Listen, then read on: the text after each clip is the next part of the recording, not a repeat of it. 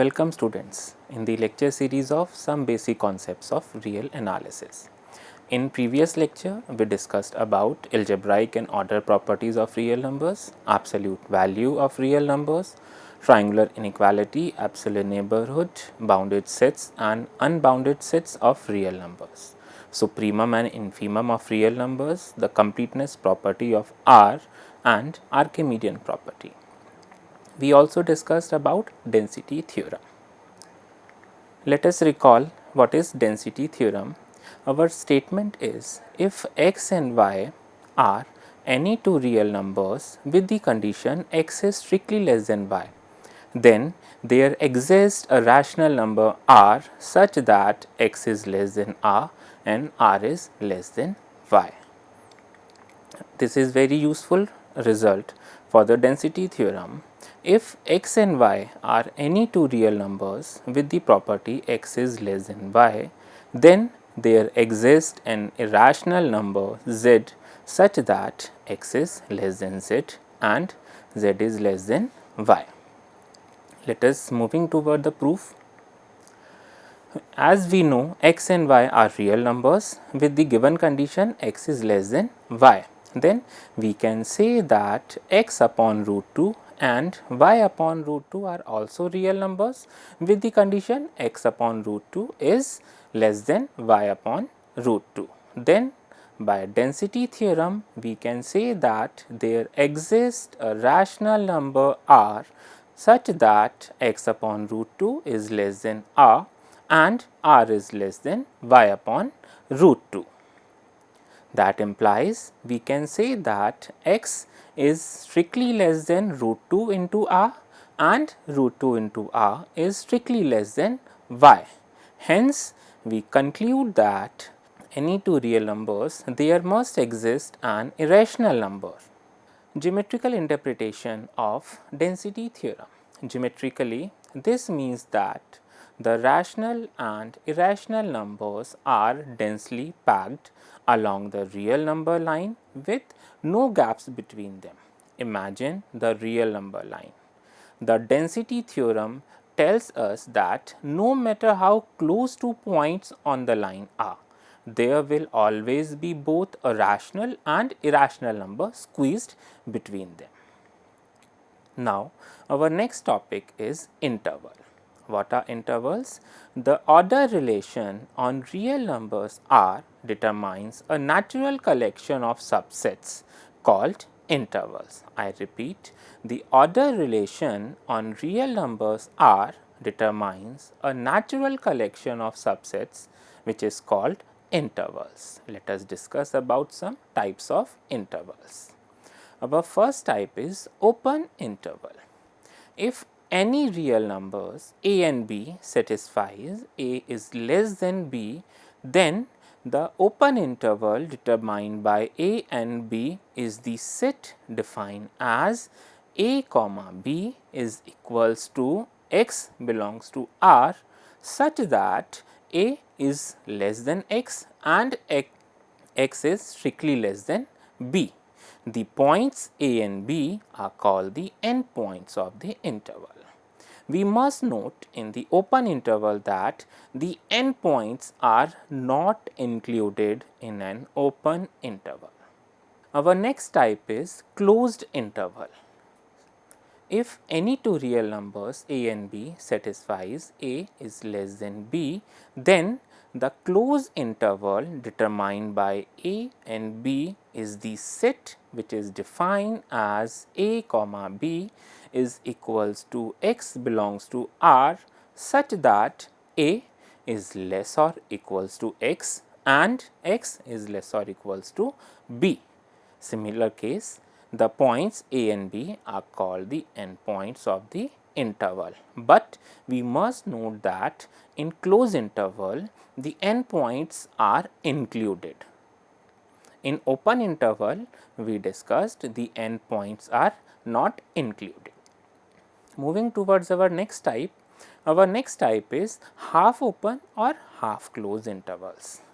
If any real number a and b satisfying a is strictly less than b, then the half open or half closed interval determined by a set which is defined as a comma b is equals to x belongs to R such that a is less or equals to x and x is strictly less than b. In this interval, we must note that the endpoint a is included, but the endpoint b is not included. In similar way, we can define our next type. The next type is defined as a comma b is equals to x belongs to R such that a is strictly less than x and x is strictly less than b. In this, we must note that the endpoint a is not included, but the endpoint b is included in the interval. This type of intervals are known as half open or half closed intervals. This is very useful property for the interval known as characterization theorem. The characterization theorem states that if S is a subset of a real numbers R that contains at least 2 points and has the property if x and y belongs to the set S and x is strictly less than y, then the interval contained in S, the closed interval x comma y contained in S, then we can say that the set S is an interval. Our next type is nested interval. The nested interval defined as, we say that a sequence of intervals in for every n belongs to natural numbers is nested if the following chain of inclusions hold. That is, I1 is contained in I2, again I2 is contained in I3 and up to so on. We can say that In is contained in In plus 1 up to infinitely many terms. Now, let us start with the example of nested intervals. First example is In. In is equals to closed interval 0 comma 1 by n for every n belongs to natural numbers. We can easily check that in this case I1 is contained in I2 and I2 is contained in I3 and further so on. Our next example for the nested interval is Jn. Jn is defined as Jn is equals to closed interval 0 comma 1 upon 2 to the power n minus 1 for every n belongs to natural number. Moving towards our next topic is sequence. Sequence, in mathematical terms, we define sequence as a sequence of real numbers or a sequence in R is a function defined on the set of natural numbers n is equals to 1, 2, 3 up to so on, whose range is contained in the set of real numbers. I repeat, a sequence of real numbers is a function defined on the set of natural numbers whose range is contained in the real numbers. A sequence in real numbers R assigns to each natural number n is equals to 1, 2, 3 and so on a uniquely determined real number. If we have a map x from n to R is a sequence, we will usually denote the value of x at n by the symbol xn. The values xn are also called the terms or the elements of the sequence. Let us start with the basic example of sequence, constant sequence. If b be any real number, then the sequence b is equals to b comma b comma b up to n terms, all of whose terms are equals to b is called sequence or is called the constant sequence b. Thus, the constant sequence 1 can be defined as 1 is equals to 1 comma 1 up to n plus 1 times. Our second example of the sequence is the sequence of even natural numbers, which is defined as 2 into n for every n belongs to natural number. Inductively we define by first term is 2, that is x1 is equals to 2, and further terms we can calculate by xn plus 1 is equals to xn plus 2, or by the definition we can define as y1 is equals to 2 and next term is yn plus 1 is equals to y1 plus yn.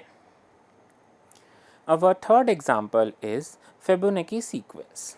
This sequence is defined by f1 is equals to 1, again second term is equals to 1, and the third term can be calculated as fn plus 1 is equals to fn minus 1 plus fn for every n is greater than or equals to 2.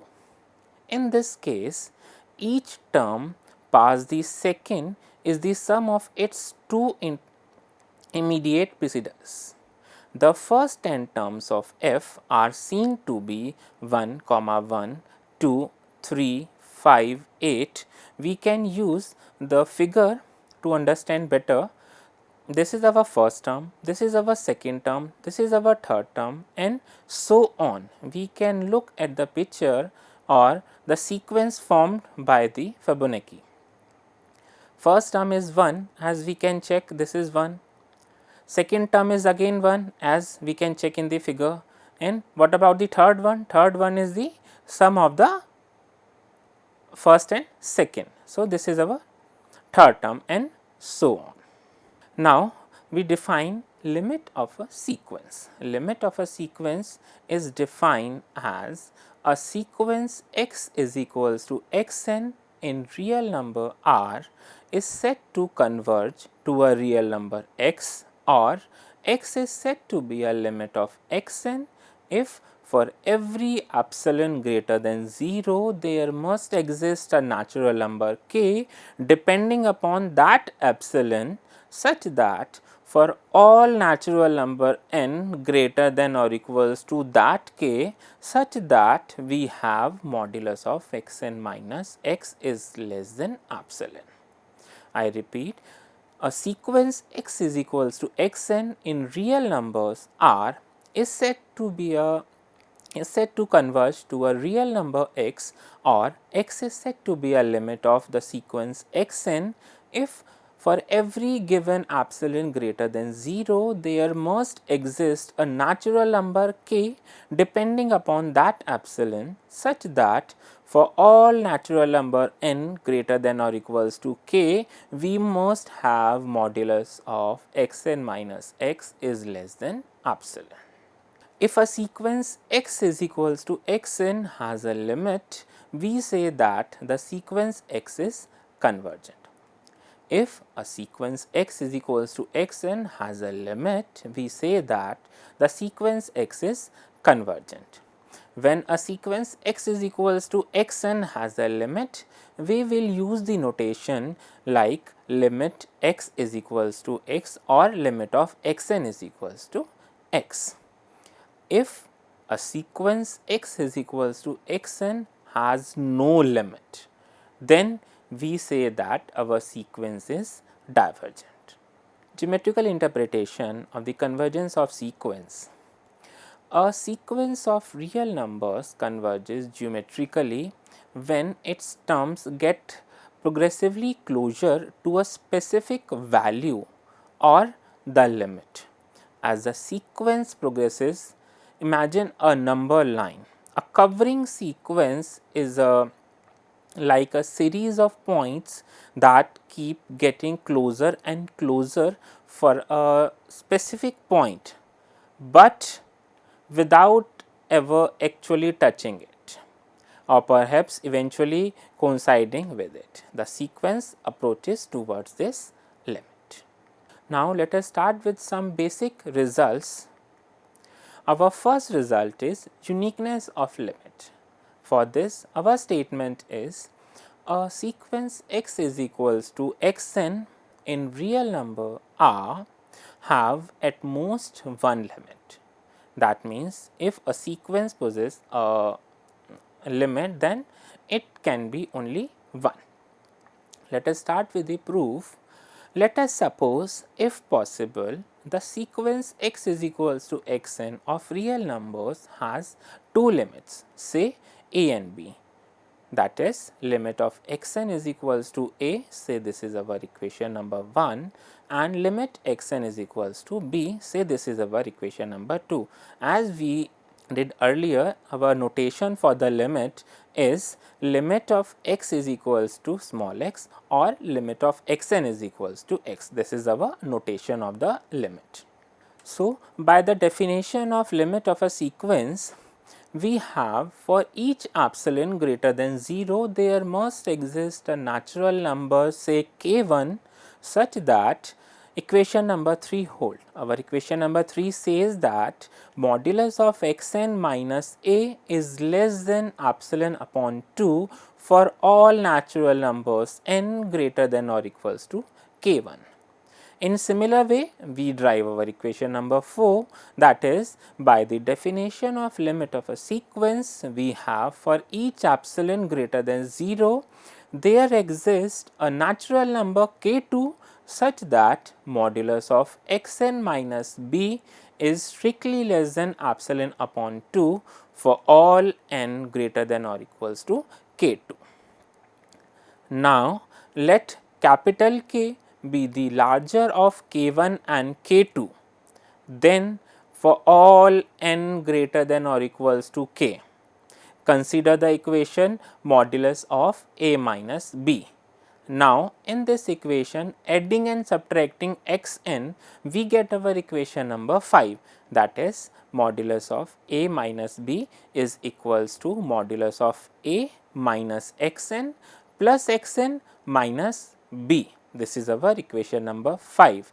If we apply triangular inequality, we get our next equation, that is modulus of a minus b is less or equals to a minus xn plus modulus of xn minus b, or in other terms we can write as a modulus of a minus b is less or equals to modulus of xn minus a plus xn minus b.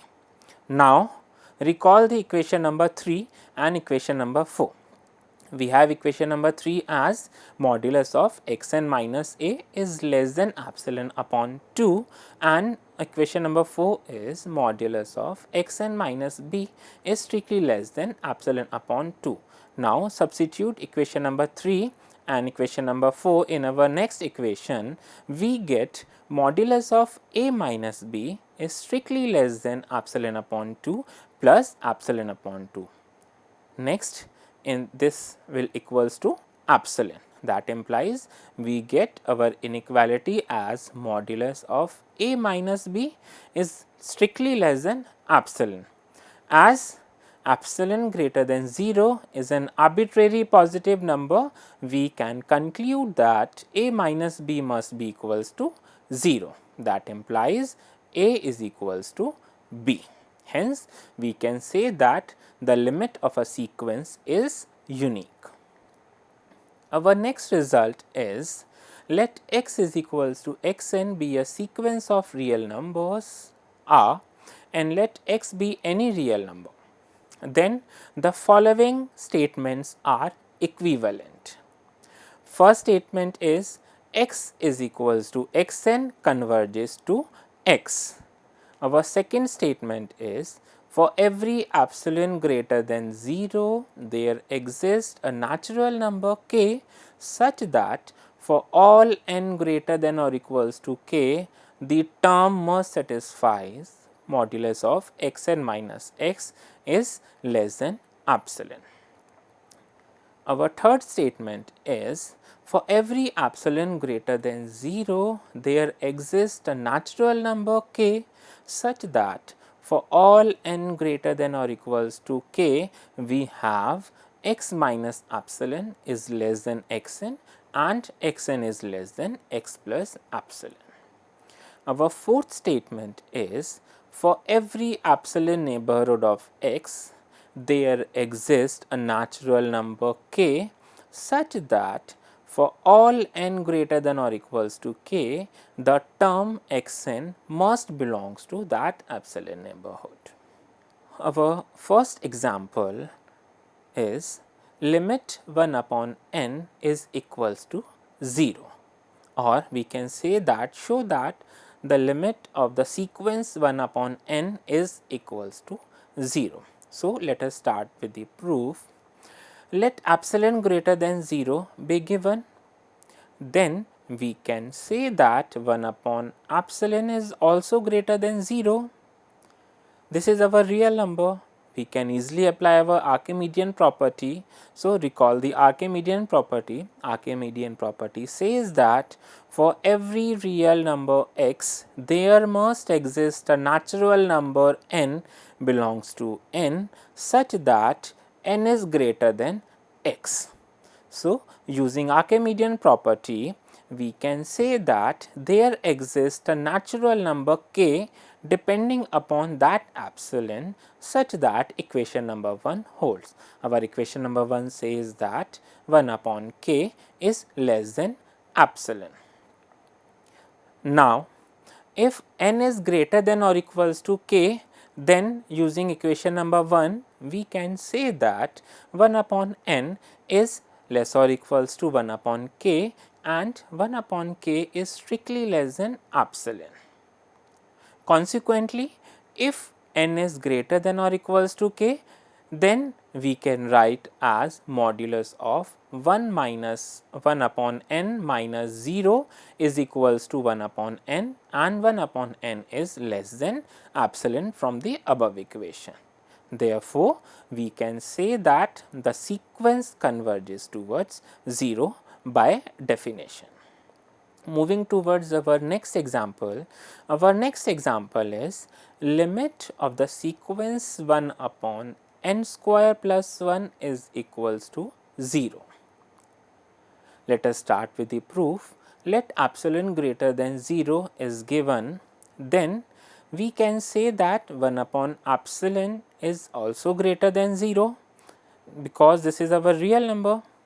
Now, to find such k, we first note that if n belongs to natural number, then we have 1 upon n square plus 1 is strictly less than 1 upon n square, and 1 upon n square is strictly less than 1 upon n, as this is true because every n belongs to the natural number.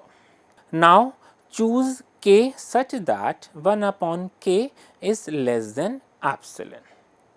Then, if n is greater than or equals to k implies that 1 upon n is less or equals to 1 upon k, and 1 upon k is less than epsilon as we did in above equation. Say this is equation number 1. Therefore, our equations become modulus of 1 upon n square plus 1 minus 0 is equals to modulus of 1 upon n square plus 1, as n belongs to natural number. So, we can write as this term is equals to 1 upon n square plus 1, and here we did 1 upon n square plus 1 is less than 1 upon n. So, we can substitute this as 1 upon n square plus 1 is less than 1 upon n, and from equation number 1 we can say that 1 upon n is less than epsilon. Hence, by the definition of convergence of sequence, we can say that the limit of the sequence is 0. Our next definition is bounded sequence. A bounded sequence x is equals to xn of real numbers, or a sequence x is equals to xn of real numbers is said to be bounded if there exists a real number capital M greater than 0 such that modulus of xn is less or equals to m for all n belongs to natural number. What does it mean? It means that every term of the sequence must be less or equals to some positive real number. Note, a sequence x is equals to xn of real numbers is bounded if and only if the set xn for every n belongs to natural number of its values is bounded subset of R. Geometrical interpretation of bounded sequence. Geometrically, this means the sequence's values are all located within a specific range, not exceeding infinitely in either positive or negative direction. If we recall the definition, by the definition of bounded sequence, we have modulus of xn is less or equals to m. That implies if we open our modulus, then we can write as minus m less or equals to xn and xn is less or equals to capital M. In this case, minus m is our lower bound, or we can say that infimum and capital M is the supremum. Thank you. We will discuss in the next lecture.